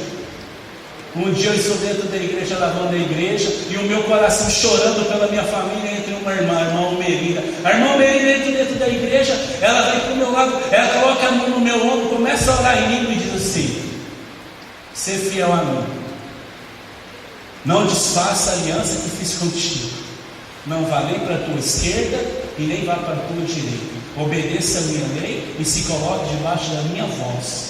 Tem me perguntado sobre a tua casa, a tua família, o teu ministério. O teu ministério virá de uma ordem de dentro da sua casa, assim diz o Senhor. Ela foi embora. Quando ela foi embora, eu desliguei a mangueira que eu estava lavando a igreja. Eu disse: Deus, espera aí, a tua palavra diz para a gente provar as profecias. E ela entrou falando, a primeira parte da profecia está correta, o seu fiel, o seu obediente, a aliança que o Senhor tem comigo agora. A ordem do meu ministério, vim de dentro da minha casa, nem casa eu tenho, expulso de casa, meu pai nem quer me ver na minha casa. Escute, 10 anos depois disso, 9 anos e 8 meses, eu estava morando 4 meses na igreja. Eu estou em Catalão trabalhando na mineradora. Meu telefone toca. Minha mãe, filho, falei, mãe. Eu falava com a minha mãe periodicamente: seu pai tomou uma decisão e você tem que vir hoje para Uberlândia. Primeira coisa que eu pensei: meu pai está indo embora para o Líbano. Acabou as chances do meu pai ser crente. Segunda coisa que eu pensei: meu pai agora deve querer estar separando da minha mãe, porque ele descobre que minha mãe é cristã, mas ele não separa da minha mãe, para que minha família não fosse um escândalo para todo mundo no Líbano e para as nossas famílias que moravam em São Paulo. Eu chego para o meu supervisor, falo assim: Pauliano, eu tenho que ir embora hoje mais cedo. Eu falo, cara, isso tem 17 horas, eu estava olhando isso até, você tem 17 horas no banco de horas, pode ir embora. Tá bom, 4 horas eu fui para Uberlândia, 100 quilômetros de Catalão. Cheguei em Uberlândia, meu corpo tremo, bati no portão da casa, quando eu tinha mais chave, minha mãe vem me receber. Minha mãe me abraça. Eu dentro de casa, minha irmã, que eu não vi ela há tantos anos. Beijo, abraço minha irmã. A casa tinha sido modificada, pintada, algumas coisas. Eu ouço o barulho do meu pai lá no quarto, eu assento na cama, na sala, na mesa. Minha mãe de frente, minha irmã do lado, eu e a minha irmã, que era para estar sentada aqui, a Sâmia, que com 6 anos de idade morreu no Líbano por causa da guerra. Por isso nós viemos. Eu queria abrir um parênteses aqui para você. Toda tragédia, ela precede uma grande conquista. Toda vitória, ela é precedida por luto. Toda grande conquista, ela é precedida por uma terrível batalha. A dor é a ferramenta pedagógica mais poderosa que Deus tem em suas mãos para nos amontoar e para nos ensinar muitas coisas a respeito do Evangelho. E nós temos que ser sensíveis, serenos e longânimos para aceitar isso nas nossas vidas. Escute isso. Meu pai sai do quarto, vem em direção, eu me assusto. Cabelo do papai já branco. Ele se assenta na mesa e diz: boa noite. Boa noite. Tudo bem com você? Tudo bem. E o senhor, está tudo bem. Ele senta ali conversando com a gente e ele fala assim: eu vou direto ao assunto. Fazem 10 anos que eu estou ouvindo falar a respeito de você. Fazem 10 anos que a sua mãe me conta como que você trata ela depois que eu te coloquei para fora de casa, a sua irmã. Fazem 10 anos que as pessoas que nós conhecemos em comum sempre falam comigo a seu respeito. Quando você fala de mim a elas, você sempre fala em honra. Ninguém sabe que eu te coloquei para fora de casa. Você não saiu noticiando para ninguém. Você sempre procurou falar muito bem da sua família, da sua casa, do seu pai, da sua mãe, até de mim que te coloquei para fora e te falei coisas naquele dia que eu teria que te falar porque eram verdadeiras. Fazem 10 anos que eu observo o que as pessoas dizem em comentários do que você tem feito lá fora. E eu tomei uma decisão muito séria hoje. Eu queria te comunicar, eu queria que você fosse o primeiro a saber juntamente com sua mãe e sua irmã. Foi tudo aqui. Meu pai respirou fundo. E a última vez que eu vi meu pai respirar fundo foi quando nós saímos do Líbano, chegamos em Beirute e o avião decolou, passou pelo mar Mediterrâneo, dando uma volta para descer para a América. E meu pai respirou fundo, como se dizia, consegui livrar minha família, pelo menos meus 2 filhos, da morte. Como se fosse um alívio. Meu pai sentado na cama, deitado, sentado na mesa, passou sobre ele, respirou fundo. Ele olhou dentro dos meus olhos e falou assim: filho. Quando ele falou filho, eu falei: peraí, dentro de mim. Ele disse que não queria que eu mais chamasse de pai e que não dissesse a ninguém quem era o filho, quem que eu era filho dele. Aí eu me lembrei do carcereiro, e eu vou entrar daqui um pouco na história do carcereiro. Quando o carcereiro pula lá embaixo, quando o carcereiro vê toda aquela situação que acontece em Atos 16 no cárcere, e o carcereiro vai se matar, Paulo, não se mate, nós estamos todos aqui. E ele olhando para baixo, Senhor, me dê luz. E aí, dando luz, ele pula e falou, senhores, o que eu devo fazer para ser salvo? E aí Paulo e Silas responderam para eles, creia no Senhor Jesus Cristo, e será salvo tu e a tua. Eu tinha essa palavra dentro de mim. Quando meu pai olhou para mim e falou assim, filho, fazem 10 anos que eu te coloquei para fora de casa, mas hoje eu tomei a decisão de me tornar cristão. Eu quero aceitar Jesus como Senhor da minha vida. Aí eu falei, como é que é, pai? Eu não quero mais ser muçulmano, porque você ama esse Deus, obedece, você ama o seu pai, você ama o seu mãe, você continua nos obedecendo, você continua nos honrando mesmo fora de casa. Que Deus é esse que te ensina essas coisas? Porque, Timóteo, tem cuidado de ti mesmo e da doutrina, persevera nessas coisas, porque fazendo isso te salvarás, tanto a ti mesmo como aos que te ouvem.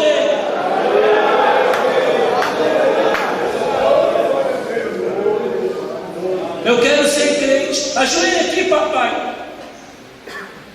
Ajoelhei caminhando meu pai na oração de Cristo. Eu falei, só tem mais uma coisa.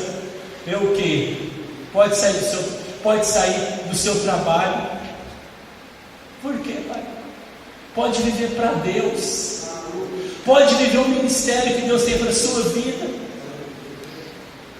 Lembra de eu ter compartilhado sobre Deus ter me pedido o meu trabalho, e Deus foi falando para me trabalhar. Depois que esse dia meu pai aceitou Jesus, foi que o Senhor veio e falou assim, ó, eu quero o seu trabalho, mas eu já tinha uma ordem, eu já tinha uma voz de comando do meu pai, filho, pode ir.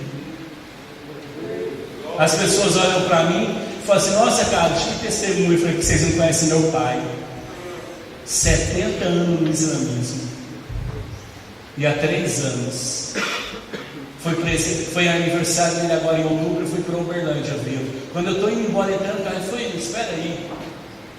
Oi, meu pai foi lá, me abraçou, correu, me abraçou carinhosamente e disse para mim, você é o meu melhor presente que eu tenho na minha vida. Timóteo, tenha cuidado de ti mesmo e da doutrina, persevera nessas coisas, porque fazendo isso te salvará tanto a ti mesmo como os que te ouvem.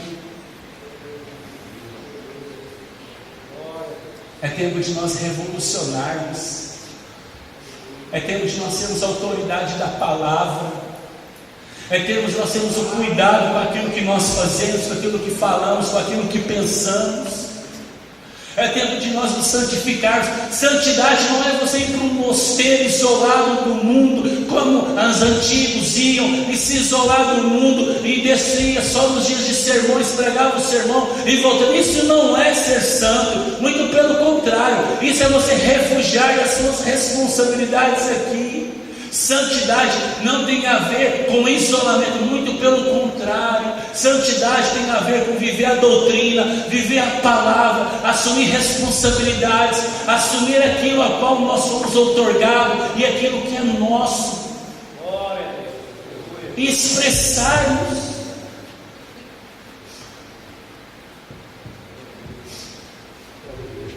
Porque grande parte do povo de Deus não pensa em cuidar da doutrina. Qualquer movimento que surja na cidade já é um movimento para um monte de gente correr atrás, bebendo muitas das vezes de uma fonte abstinosa, matadora, cancerígena. Escute isso. Deixa eu falar sobre um problema que Goiânia está vivendo. Abriu uma igreja, você entra na igreja, aparentemente é a igreja, mas estão tirando os nossos jovens das nossas igrejas tradicionais, como Assembleia, como Presbiteriana, como Metodista, as igrejas mais tradicionais. E lá nessa igreja há uma libertinagem, cantam a Deus, mas o grupo de louvor todo envolvido na homossexualidade. Os jovens pulam, vai, mas depois vão para baile, se prostituem, põem a mão no cálice. debandam-se de qualquer jeito e acham que entrar na igreja, e só porque louvam, só porque tem uns talentos, só porque exercem aquilo que está à vista dos homens, acham que agora se encontram no direito de levantar as mãos e dizerem que Deus é bom, que Deus é santo e tudo isso, mas não respeitam a doutrina, a verdade bíblica. E aí, quando você vai conversar com os jovens que eram da sua igreja, os jovens dizem para você: agora eu descobri o que é a igreja de verdade. Eu fico olhando para aqueles antigos homens que passaram pela igreja, como o pastor Albino, que ficou ali na igreja, a igreja de Goiânia, a igreja Assembleia de Deus de Goiânia começou numa área, um quarto dessa área que nós estamos. E hoje estão apresentando outro tipo de uma doutrina, outro tipo de um evangelho que não seja o evangelho genuíno e verdadeiro do nosso Senhor e Salvador Jesus Cristo. Promove qualquer tipo de facilidade, promove qualquer tipo de libertinagem dentro das nossas igrejas. O pecado nunca deixou de ser pecado. A verdade, ela nunca deixou de ser verdade. Nós temos que ter essa compreensão.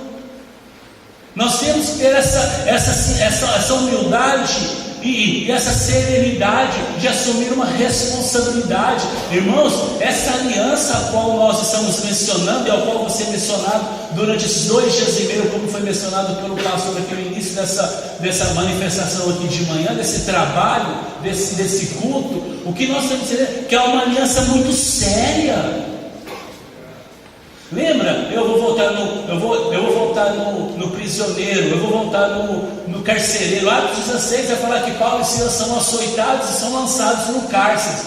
Lá agora é dada uma ordem ao carcereiro: prenda-os com clausura, prenda eles com força. E a Bíblia fala que o carcereiro aprisiona os pés deles e nos troncos.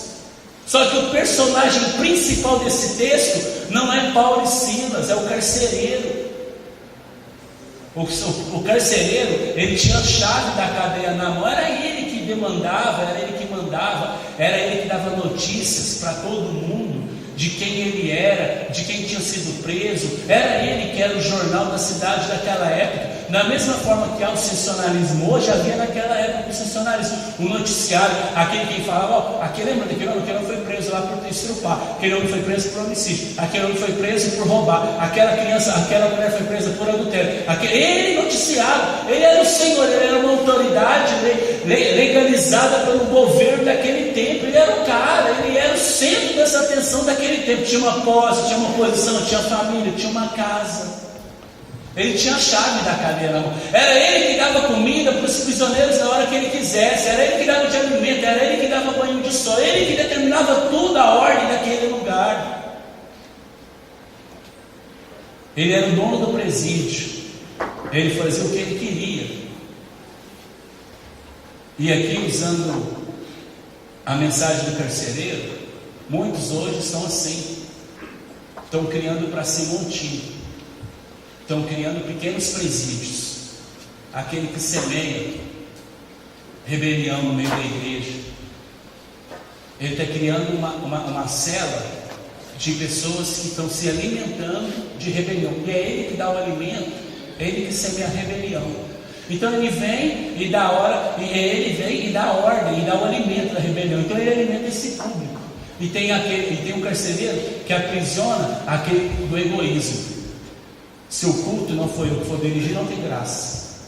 Se não foi eu que for cantar, não tem graça. Se não foi eu que for pregar, que palavra torpe é essa que esse menino está pregando essa manhã de sábado aqui? Se eu estivesse lá, eu estaria pregando melhor. O pastor dá oportunidade, transfere, o pastor abre uma congregação para aquele cara, nem capacidade. É aquele cara do egoísmo, que tem um grupo, ele tem uma cela. Lá dentro daquela cela, ele dá egoísmo para as pessoas. E lá dentro tem os prisioneiros, que ele semeia. Tem aquele também das finanças, aquele que aprisiona as pessoas com as suas finanças, com os seus bens, roupa de marca, tudo dele é o melhor, é o melhor carro. Então para ele tem 2 Corolla 2.0 parado no mesmo estacionamento, no mesmo ano de fabricação, a mesma potência de motor. Ele falou assim: o meu anda mais. Como que anda mais, seu bastardo? Sendo que o 2 é 2.0. É aquele que semeia coisas materiais, riqueza. Então ele conquista as pessoas comprando, como se compra prostituta. Então ele vai semeando dia a dia. Ele vai semeando essas coisas. E tem aquele também que tem uma cela só de pessoas magoadas. Já viu aquelas pessoas pessimistas? Nada para ele está bom. Tudo para ele não está bom. Tudo para ele é ruim. É aquele que magoa. Eu tenho mágoa do pastor, tenho mágoa do irmão, tenho mágoa da minha esposa, mágoa não sei de quem. E ele vai semeando, ele vai criando um cenário de um presídio, onde ele vai aprisionando essas pessoas dentro de pequenos presídios. Mas o pior de tudo não é quem está lá dentro. Sabe quem é pior? Aquele que está trancafiado por detrás de celas invisíveis e não sabe que é o maior prisioneiro da própria vida. Quem mais sofre aqui não é quem é alimentado por ele, é aquele que alimenta. O tolo não é aquele que está por trás das grades, o tolo é aquele que está escravizado por trás das grades da vida. Mas esse carcereiro, ele diz assim: eu preciso de uma luz. E aí Paulo ensina para ele: para você ter essa luz e ter a libertação, você precisa fazer uma aliança. E essa aliança tem que ser feita de todo o teu coração, com toda a tua alma, com toda a tua força. Há saída para todo mundo. Há solução para quem está no cárcere e há solução para quem está encarcerando. Nós não podemos mais nos comportar como meninos e criar rixas dentro da igreja. Nós não podemos mais nos comportar. Paulo vai falar assim: nós não podemos mais, eu não sou mais um menino para falar como um menino, para me comportar como um menino, para me comportar como um infantil. Um dia eu escrevi uma frase no meu Instagram que deu o que falar. Eu escrevi lá: pastor, o que você se tornou depois que você cresceu?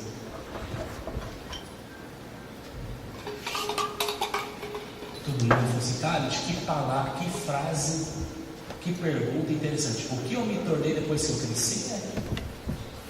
Um adulto prudente, sábio ou um possessivo. Sabe por que é o maior número, e eu encerro em 10 minutos? Sabe por que é o maior número de feminicídio no nosso meio hoje? Se você for um desses, é hora de tratar a sua vida. Crianças que foram criadas comigo, igual diz, aquele que foi criado por parte de vó, sabe? Brinca, lá no meu lugar eu falei isso.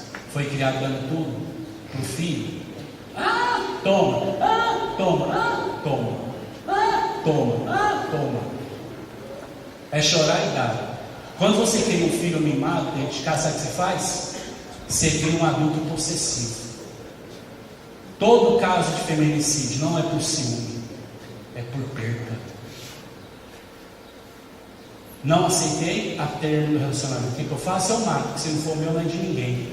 Mimado, um adulto que anda perambulando aí, nada mais é um adulto mimado, uma criança dentro do corpo de um homem. Se você tem agredido a sua esposa verbalmente, é bom você tomar conta, porque uma hora Deus vai te pegar e vai te arrebentar, porque a sua esposa é noiva do Senhor, lavada e remida no sangue do Cordeiro. Nada te dá o direito de fazer isso com ela.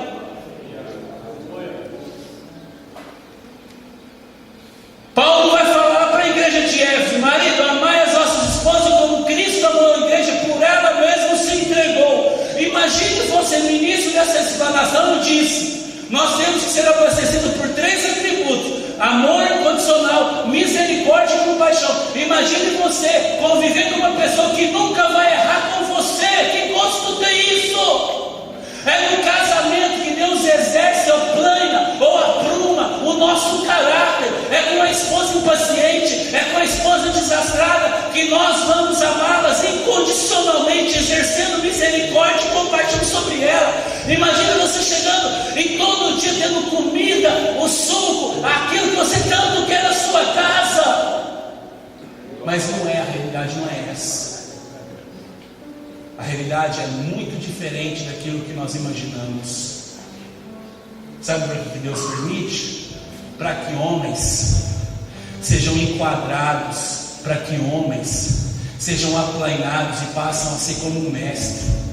Imagine, eu com 19 anos, todas as vezes dizendo que Jesus não era real, dizendo que Jesus não era o Salvador, dizendo que Jesus não era o Messias.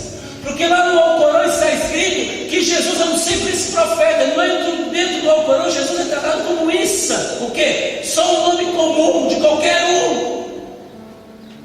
Não o Messias, não Yeshua Messias, em árabe dizer Jesus o Messias. Não Yeshua Ben Allah, ou seja, Jesus o Filho de Deus. Não! E na primeira vez que eu disse assim: quem é o Senhor? Quem é o Senhor? Me diga, por favor. O Senhor é o Deus dos muçulmanos ou o Senhor é o Deus dos cristãos? Me diga, quem é o Senhor? Eu preciso saber.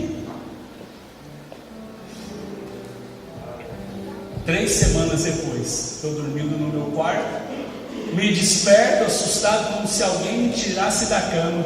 Sendo como vocês estão sentados, e dobro minha cabeça como aquele jovenzinho está ali com a cabeça dobrada e começa a lembrar da minha história, da guerra. Eu ouço as pessoas falando de guerra, a gente não sabe o que é guerra.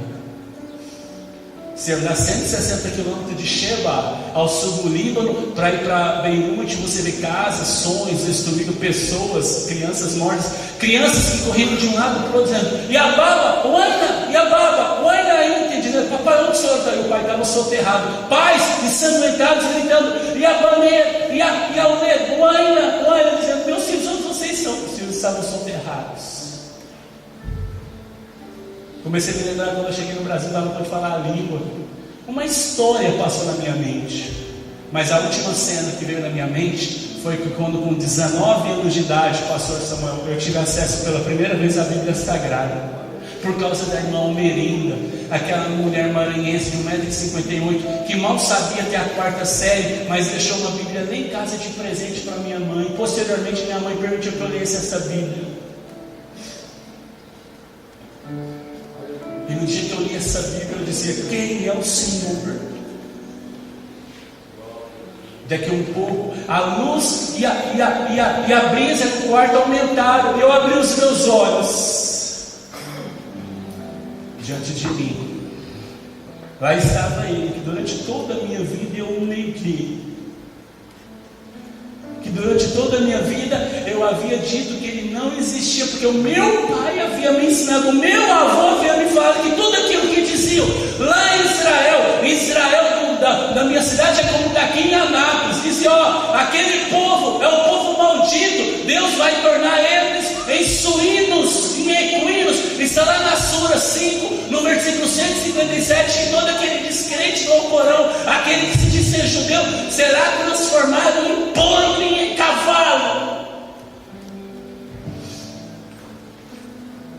Durante toda a minha vida, eu negando e dizendo que o livro tinha sido burlado, dizendo que ele não era real, dizendo que ele não era verdadeiro. E quando eu abro os meus olhos, lá está ele, de pé, me olhando, e eu gritando: quem és tu? Lá estava ele dizendo: eu sou Jesus, o Filho de Deus. Morri na cruz por amor a ti, para te salvar, e vim aqui responder a tua oração. Eu sou o Deus dos cristãos. Eu dizia: por que o Senhor demorou tanto? Ele disse: eu não demorei. Quando me buscastes no meu livro, eu me revelo a ti. Glória a Deus. Aleluia. Sabe por que eu não compreendi?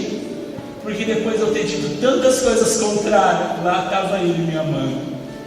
Por que eu ter negado tantas vezes ele? Lá estava ele me negando. Lá estava ele me amando. Porque tantas vezes eu disse que ele era um simples profeta, e ele se revela a mim como Filho de Deus.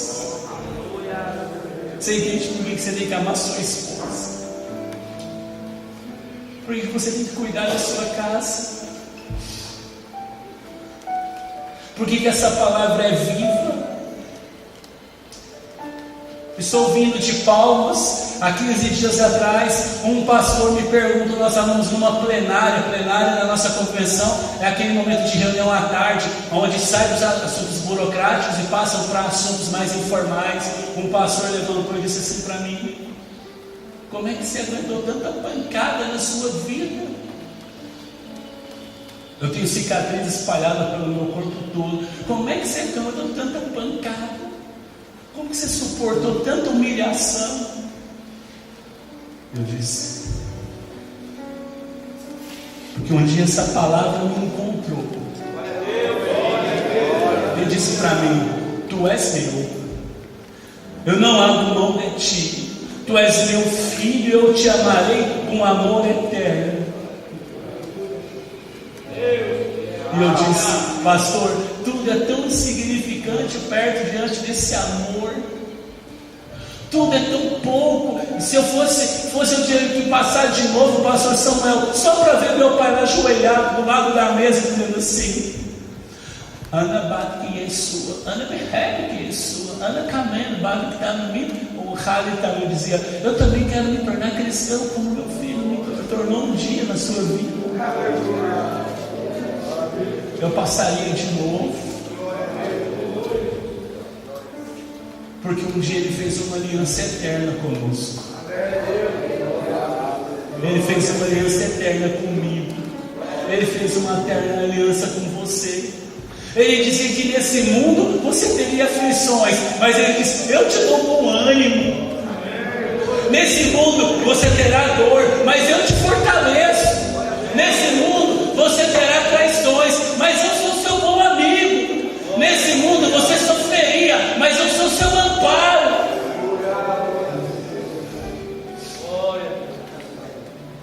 Eu acordei hoje de manhã, 6 horas, disse para o pastor Luiz que eu ia chegar aqui 8 horas, que ele me ligou 8h20, ainda bem que deu sinal. 6 horas quando eu acordei, eu comecei a trocar de roupa, ajoelhei. Não tenha pressa não, vai dar tudo certo, vai chegar a tempo lá. Eu dobrei meu joelho em cima da cama. Ele dizia para mim: lembra dos 400 valentes? Junto de Davi na caverna de Adulão. Desgostosos, rejeitados, entristecidos, endividados. Foram lá para a caverna, porque sabiam que tinha um homem lá que poderia resultar em uma diferença na vida deles. Se reuniram, se sentaram para ouvir esse homem, ouviram os dias de ensino que esse homem tinha dado, submeteram-se que esse homem seria o seu líder. Chegou a hora deles se levantaram, não mais os gostosos, não mais endividados, não mais rejeitados, não mais enganados. Davi é a tipologia de Cristo no Antigo Testamento. A Bíblia não vai tratar os mais desgostosos. Sabe o que a Bíblia vai dizer? Valentes de Davi. Homens sérios, que um só dele, de uma vez só, matou 400 homens. Homens que foram fiéis a Davi, até mesmo no leito de morte, quando Davi disse: ai, quem dera se eu pudesse tomar das águas de Belém. Ouvindo isso, cruzaram fronteiras inimigas, foram buscar a água que o seu rei havia pedido ou desejado tomar. A Bíblia começou a tratar isso pelos seus nomes: Benaia, Abisalai, começou a dar nome a eles. Você pode ter chegado sem um nome aqui. Você pode ter chegado aqui desgostoso. frustrado ou magoado, mas você vai sair aqui com o nome de Jacó. Você vai sair daqui com o nome valente de Davi. As pessoas podem ter olhado para ti. O que está indo lá fazer naquele acampamento? A sua esposa, o que você vai fazer nesse retiro? Você pode ter vindo aqui até para se refugiar de uma discussão caseira, mas quando você chegar lá, ela vai olhar para ti e falar assim: esse não é o meu marido não era assim. O que aconteceu com esse homem lá nesse retiro? Ele está diferente, ele está até mancando, mas ele está gentil, ele está educado, ele está amando, ele está aqui cuidando de mim.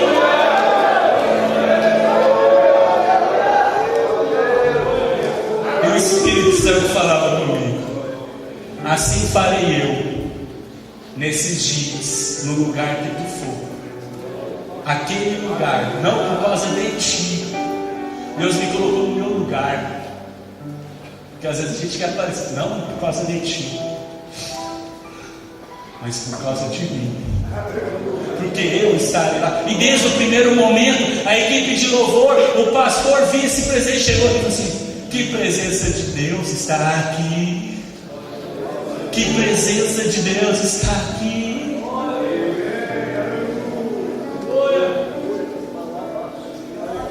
E o Senhor falava: cala-te, não é por causa de ti, mas é porque eu vou estar lá.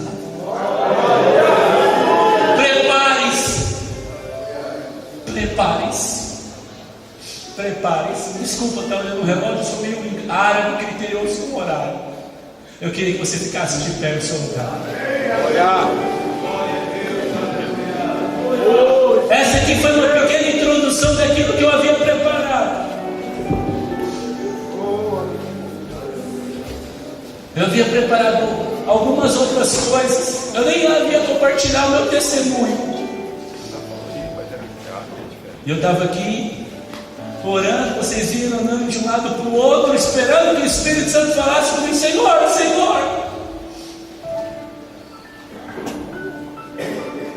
me prepara. Olha esses homens que estão, os pastores que estão aqui. O que eu vou falar? Eu ensaiei, eu preparei. Aí novamente a voz doce: fale daquilo que eu fiz na sua vida. Eles precisam ser fortalecidos por aquilo que eu fiz na sua vida. Só fale, não precisa fazer nada e nem falar nada mais daquilo que eu fiz na sua vida. Aí o pastor, o obreiro Willis pega o microfone e fala: irmãos, que história linda. Se ele for compartilhar, ele fala assim: Deus, é o Senhor querendo que eu compartilhe. Deixa eu dizer algo a vocês. Quando eu olho para o Líbano ou para qualquer parte aonde estão os árabes, os muçulmanos, eu choro muito, porque eu queria estar lá. Mas Deus não quer que eu vou para lá, porque Ele sabe que eu vou com risco de vida, de voltar para o meu país ou para qualquer outro país trabalhar nos muçulmanos. Eu sabe o amor que eu tenho, eu corro um sério risco de vida. Essas ameaças, essas agressões, elas começaram com ameaças até que originaram em verdade, em ação. E eu percebo que o Espírito Santo não quer que eu vá para lá, como ele fez com Paulo. Paulo queria ir para um lugar e falou: não, você não pode ir para lá, vai para outro lugar. Quando eu olho para vocês, eu vejo em vocês aquilo que eu queria ver no meu povo, eu pregando essa palavra e eles entendendo o que eu estaria falando. Quando eu olho para vocês, eu vejo um exército que junto comigo nós podemos revolucionar, mudar, transformar. Quando eu olho para vocês, eu vejo: Senhor, quem sabe algum desses ou filho desses não posso ir lá no meu país, visitar o meu povo e falar do teu amor a eles. Quem sabe Deus não pode pegar um desses jovenzinhos aqui, e transformá-lo. Esse menino de óculos, como que você chama? Vem cá na frente.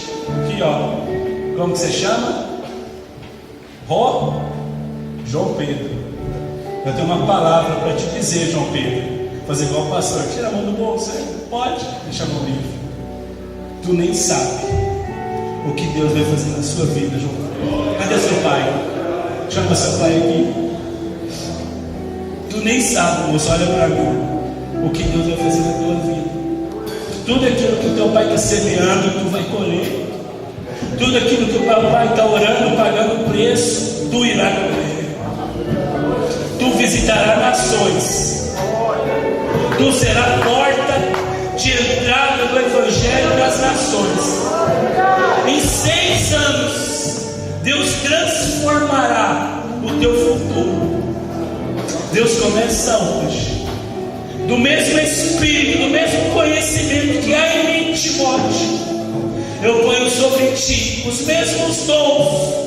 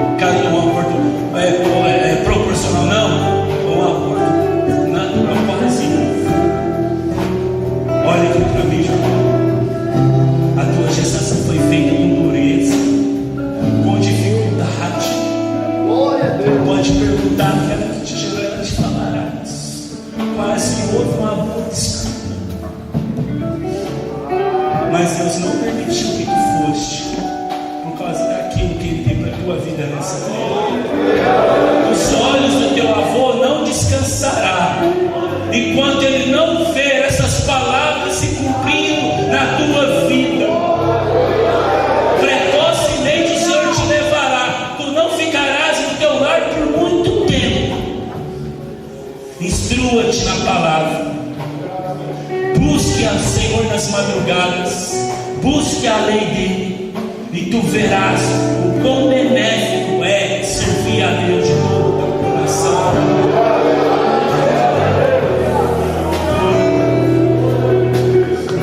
Sabe? Escute. Um dia eu estava na reunião dos jovens, eu quero encerrar aqui. Depois eu quero dar um abraço em vocês.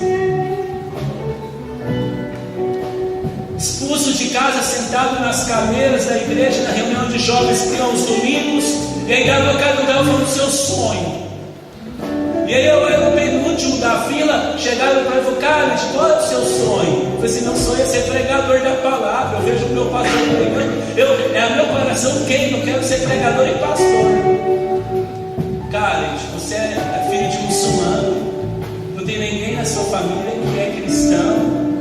Aqui na Assembleia é um pouco diferente. Tem que ter pai, pastor, vô. Quem na sua família quer? Ninguém. Então não, cara. E eu fui, terminou a reunião, fui pro meu pai, falei: Deus, foi o Senhor ou eu? Se foi o Senhor, mantém. Mas se for eu, acaba com esse sonho do meu coração, que eu não quero fazer nada que seja de mim mesmo. 7 anos depois, 8 anos depois, eu estou lá em Uberlândia, num grande congresso de jovens, pregando a palavra. Quando eu olho no canto esquerdo, aqueles líderes que eram meus líderes naquela época, ouvindo a palavra atentamente. E aqui vocês vão entender uma lição. Quando eu chamei para a frente para a oração, eles vieram juntamente com as pessoas, e eu deixei o louvor tocando a canção e desci para abraçá-los. Quando eu cheguei perto deles, eu abracei e falei: que saudade eu estava de vocês. Não vou embora, porque eu quero sair para a gente lanchar, a gente compartilhar as coisas. Acabou o culto, a gente sentado no restaurante, eles disseram para mim: nós imaginávamos que você fosse fazer a mesma coisa que nós fizemos com você aquele dia, caçoar, se vangloriar. E agora você está pregando a palavra, e nós ainda somos líderes de jovens, somos diáconos, e você já é evangelista, e nós nem somos nada. Isso foi uns 5 anos atrás. Eu disse a eles: um dia José, depois de tudo que passou, seus irmãos vêm ao seu encontro, ele não aguenta. Ele tira a veste egípcia, ele tira a maquiagem, ele tira o anel, ele tira o anel, os irmãos dele reunidos numa antessala, ele olha para os irmãos não reconhecem, porque José já havia crescido, e ele diz assim: eu sou José, seu, ele dá assim: eu sou o faraó. Ele não acreditou, vamos pagar o mesmo preço que eu paguei, vamos para o calabouço. Ele podia, ele tinha autoridade, mas a autoridade vem antes da longanimidade. A autoridade não funciona sem o perdão, a autoridade não funciona sem a misericórdia, a autoridade não funciona sem a longanimidade.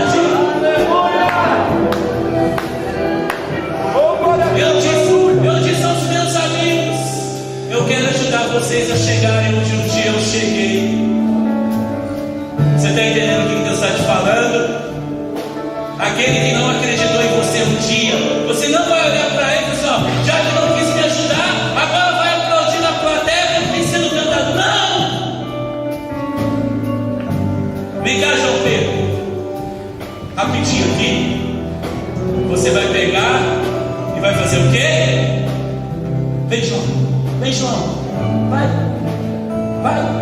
ajudá-lo a sair de onde ele está e levantá-lo para andar junto com você. Falou mal, pegue na mão dele, faz João Pedro, vem comigo. Deixa eu te mostrar o que Deus está me dando, o que Deus está me oferecendo. Vamos fazer uma aliança, assim como eu tenho uma aliança com ele, eu tenho uma contigo.